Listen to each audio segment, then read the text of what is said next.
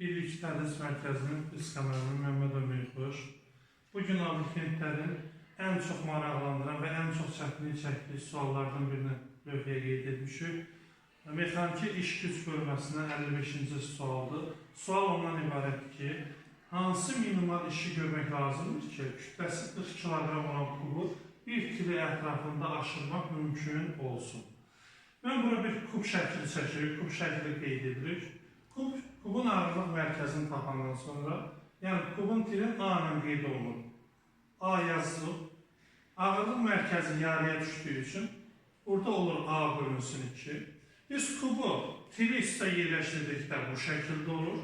Bunun ağırlıq mərkəzini tapdıqda isə A kök altda 2 bölünsün 2 şəklində olur.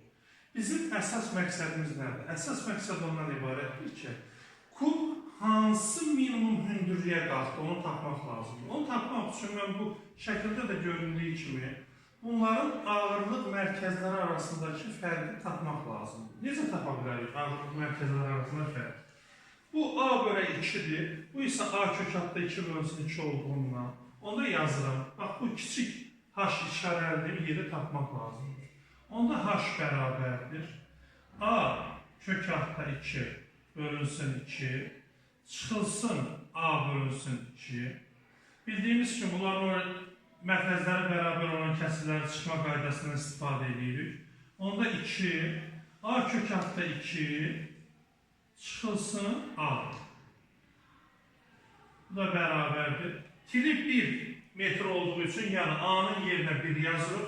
Kök altda 2'nin 1,4 verdiği için onda belə olur ki, 1,4'ü 1'e vuranda, elə 1,4 edir, çıxılsın 1 bölü 2. Bu da bərabər olur 0,4 bölünsün 2. Bu da bərabər olur 0,2 metr. Deməli bizim bunun ağırlıq mərkəzi ilə tiri üstə duranda ağırlıq mərkəzi arasındakı fərq 0,2 metrə bərabər olmuş oldu. Bundan sonra isə biz indi H-ı tapandan sonra ağırlıq qüvvəsinin gördüyü iş düsturundan istifadə edir. A bərabərdir. M, J, H düsturundan bərabərdir. M-bizi bizim məsələmizdə verib 40 kiloqramdır.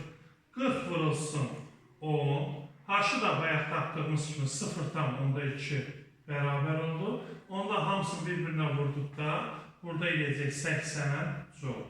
Beləliklə tapdıq ki, tiri 1 metr olan kubu bir til üstündə ətrafında aşırtmaq üçün bizə 80 joule enerji iş lazım olacaqdır.